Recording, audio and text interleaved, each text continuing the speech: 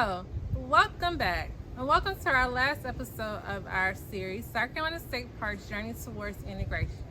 My name is Infinity, and I am a State Park Historical Interpretive Intern. And I'm Samantha, I'm the park interpreter. Today we are back at Edisto Beach State Park to discuss an important event in the South Carolina State Park's civil rights history. This event is known as the Edisto 13. Infinity, could you tell us more about this event? Sure.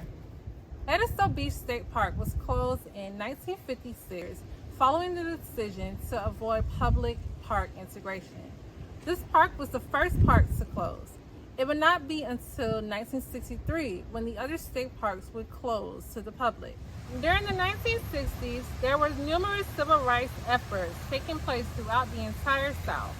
On July 4, 1965, an integrated group of 13 students traveling from Charleston, South Carolina, attempted to use this park for a simple picnic. These students had just completed a difficult summer work of civil rights activism, getting African Americans registered to vote.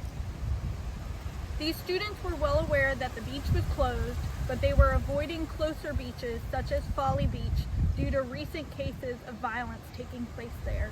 Upon arriving, they did see no trespassing signs, but they also saw that the concession stand was open, and as well as several visitors being present, all of them being white. As soon as the group of students put their blankets down, the state troopers informed them that they were under arrest for trespassing. The students did notice that the other group of visitors, who were all white, were not arrested and were permitted to stay. After almost 2 hours of waiting to be transported to the city jail, an angry mob of white visitors surrounded them, inflicting fear into the students. When the students were taken to jail, the students were separated by gender and race. Charleston chapter NAACP lawyer and president Russell Brown managed to get all 13 students out of jail within 2 hours. 2 days later, the students would attend a kangaroo court trial here on Edisto Island, in which Judge Seabrooks would preside over it. Matthew Perry was the group's attorney. Before the trial began, Judge Seabrooks behaved as if he had already made up in his mind that the group was in fact guilty. Judge Seabrooks argued that the students were communists from the North coming to break Southern laws. Once the trial was over and overturned by the court, the students were freed. Afterwards, the group would continue their summer voter registration work in Charleston before returning to their designated schools.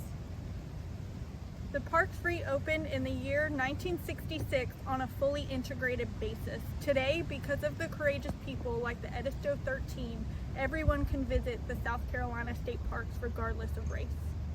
This concludes our South Carolina State Parks Journey Towards Integration series. We hope that you have all gained a deeper appreciation for the struggles that have shaped our beloved state parks.